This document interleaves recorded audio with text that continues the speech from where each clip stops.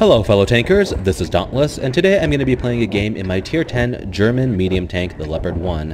And I know I have a lot of Leopard 1 gameplays being uploaded recently, and that's only because there was a marathon where you could earn the black vehicles like the Shadow Mutts, the T-34B and the IS-6B I believe, and I had to get a lot of damage in my German vehicles, and that is primarily why.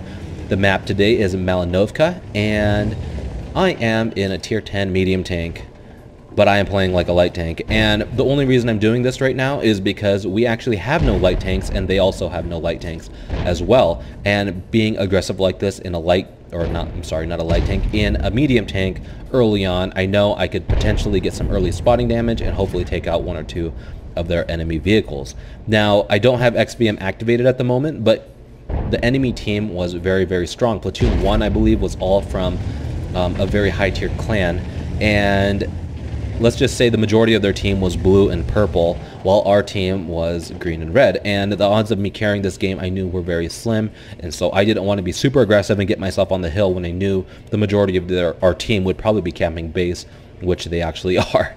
And I really wanted to win this for our team, but again, I wasn't very optimistic about the odds, and so I really just wanted to farm as much damage as possible and be really sneaky and hopefully be able to get a win for our team by actually spotting targets for them, because I knew they probably weren't going to be pushing off the cap anytime soon.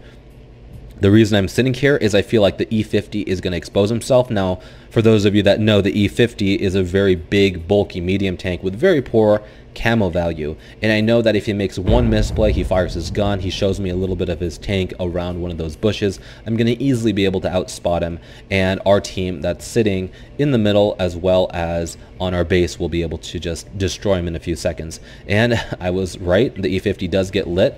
I'm able to spot him. I believe that was my spot, yep, and I'm able to get the assist damage. He panics because he's not quite sure what to do, and he's moving around. I think he's probably going to try to make a move, but so far he hasn't. But I'm able to get a little bit more assist damage there, 500 from the artillery. And as you can tell, our E50M is sitting right in the open. Again, the E50M is also a tank that's not really known for its camo value, and he hasn't been lit out in the middle of the field. And that helps me know that they probably don't have a lot of vehicles on their base. Okay, now the E50 pushes out, he's going to get himself killed, so I'm not going to fire my gun here, because if I do, I'll probably get lit. I realize now that he's completely out of my render range. I'm about to take the shot, but someone beats me to the punch. Now at this point, I do realize that our team has made an aggressive push onto the hill, and the fact that our E50M hasn't been lit makes me know that the majority of their team is going to be either on the hill or camping in the woods on the zero line. And I'm trying to decide right now what exactly I want to do. If I push onto the hill, tanks like the Type 5 Heavy, STB-1, you know, the E75, WZ-111, tanks like that that have pretty good turret armor are going to be able to take advantage of the soft Leopard, and their artillery as well will probably try to put a shot into me. And so I really want to try to be sneaky here, and I realize, okay, E50M is still not lit. That or the Skoda T50 just got himself killed. There's got to be nothing around this area, and so I just said screw it, I'm gonna push in.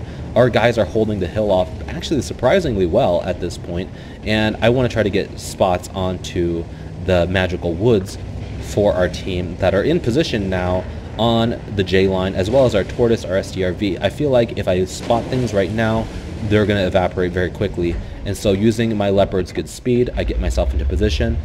Notice that this Tortoise is spotted, but I have no shots on him at all, and so I'm gonna just push over this knoll and hope to get some spots. So driving over, I'm not exactly sure what I'm gonna spot, but they're really not gonna expect me to be here either. Suddenly the grill appears right in front of me. I back off. I could have tried to take a shot on him, but it's not really worth taking that 750 alpha damage hit. I use my gun depression on the side of my vehicle to try to pull up to get a shot. Not able to do so, but it really doesn't matter. He evaporates within a few seconds. I think that was artillery right there taking a shot on me. And I don't want to really just poke in the same position twice, because now people know exactly where I am, and I realize that our hill has fallen as well. So I'm falling back here for two reasons. Again, I don't want to poke in the same position twice, and I want to get spots and shots on anything that might be pushing down on the hill. Our T95 starts to cap, and I realize that this pressure is going to cause the majority of their hill to actually fall back. And so this E75 is driving down the hill. I realize that I can probably get a shot into him, and I'm able to connect a nice shot into the side of his turret. I probably won't get another shot, and from this position, the fact that I'm not spotting anything else helps me realize that the majority of their vehicles has probably fallen back, and that I should probably fall back as well. The majority of our team actually is now in the enemy base, and they're being pretty aggressive, and so I decide it's my best interest to actually fall back. I think about pulling up for a second here, I guess, hoping to get one more shot, but my thoughts were that maybe something else would try to push down, realizing that our base was weak, but I notice now that there are tanks on the 0 line, and so I'm going to fall back and try to get as many shots in as possible. Now I'm going to pull back into the same position that I was earlier, maybe hoping to get some spots onto anything that are in the forest, also maybe getting shots. I notice that this WZ is spotted right there, and hopefully our guys in our base will be able to get some shots onto them. Again, trying not to poke in the same position twice, I pull around to the side here, hoping to maybe get some shots into some of the vehicles on the 0 line. I pull up here just like that, using that bush in the hill. Fortunately, the bush doesn't hide me very well, but I'm able to spot the Type 5 heavy, and I'm able to get some good shots put into him, getting my assist damage all the way up to 6k.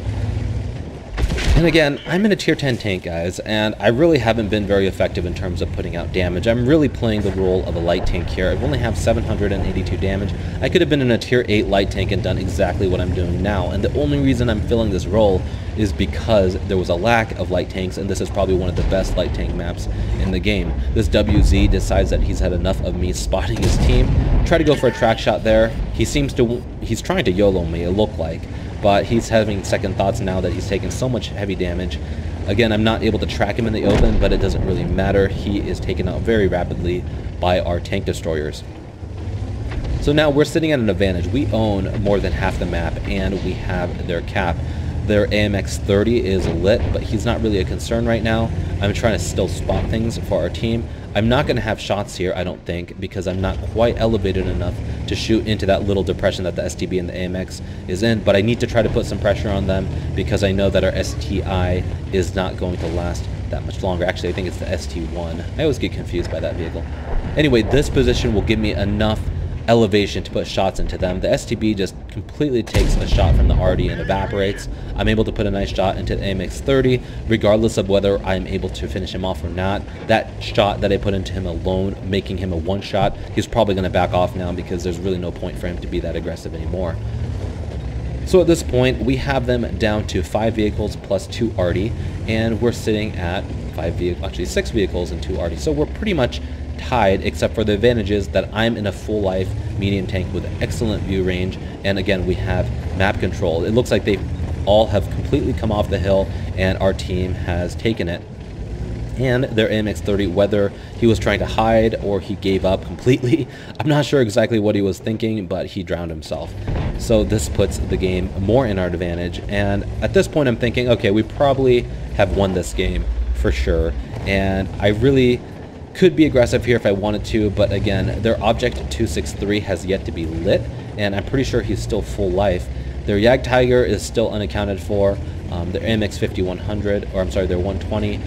They still have a lot of vehicles that are full life, and me throwing my tank away now is going to just result in my team YOLOing in and possibly losing this game for us because, again, we have a lot of tank destroyers and heavy tanks. I'm the only eyes that our team really has, and me killing myself now will leave our team blind and potentially losing this for us. And again, when you're playing pub games like this, it's really important that you keep your tank in the game as long as possible, keep your gun singing as long as possible, just because the second you die, you have no more impact on the game unless you have some excellent words of wisdom to give your team via chat. So the main reason I pulled up here is because I realized that something was probably going to try to reclaim the hill. In this case, it was a Type 5 heavy.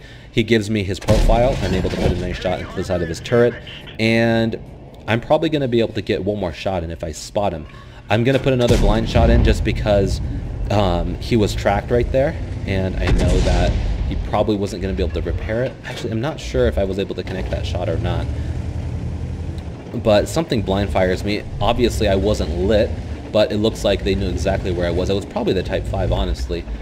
And I'm going to just drive up the knoll. I know there's really not a lot of chance that something is going to be able to spot me right here, and the Type 5 gets killed by our grill on the hill. Dr. Seuss.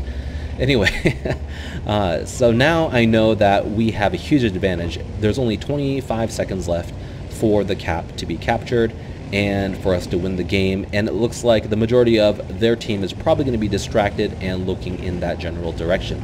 Unfortunately, they're able to get a reset. I think the Artie was able to reset the ST1, and he actually gets killed by Artie. The Yag Tiger is sitting down there, and he is not going to give me a shot right now. I notice that the artillery gets lit, so I pull forward, hoping to get a quick shot on him before it gets unlit. Am I going to find the shot? And, oh, looks like our grill took him out as well. So now they're down to 3 functioning vehicles as well as an artillery, and our team is putting in the pressure. Our Moschen is kind of off in the distance. He's not going to really be that helpful, but I know that this girl has been on point with his shots, and so I'm going to pull up and try to get some spots for him.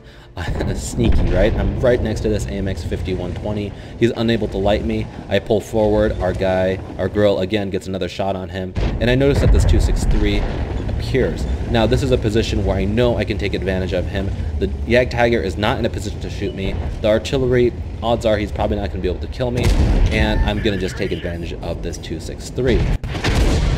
And disaster strikes. He is going to be able to pen me as well as catch me on fire, and then this being stunned on top of that, the 263 is able to turn around and finish me off. So really unfortunate there that he was able to do that, but I guess you can't win them all, right? I'm able to net 7,600 assist damage, however, and 2,500 damage. No kills, but I personally feel like I was the one that had the most impact in carrying and slash winning that game. And, you know, not to honk my own horn, but my aggressive plays and getting the spots that I did helped our team that was sitting back and kind of camping this whole game to get the kills and damage necessary to carry. And these are the kind of games that I want to show you guys. Games where it was my movements, my map awareness, my relocating that was ultimately the reason why we won the game, versus where we completely roll them. All of that stuff is, you know, I guess not super fun to watch. And so again, the games where my actions, you know, kind of was the straw that broke the camel's back, if you will, and tipped over the game to our favor, allowing us to win. And again, starting off this game, it looked really, really bad because the majority of their team was blue, purple, and even a couple pink, and I'm like, there's no way we're going to be able to win this. And hindsight, they should have pushed down and completely wiped out our base when they had the opportunity. I'm not exactly sure why they didn't, but I think it was the fact that we had guys on their cap that forced them to fall back, giving us the amount of map control that we needed to win this game for us. And so now the Yag Tiger is just going to be finished off by the Tortoise. There's no way he can win this battle now. The Tortoise has way better DPM than he does. And even with 2 minutes left on the game, we were able to win. And I'm really happy with the results because, again, if I was in a light tank, I would have done probably the exact same thing. And just because I was in a medium tank, there was no reason why I couldn't. And the Leopard is kind of the exception in terms of being able to make those kind of plays.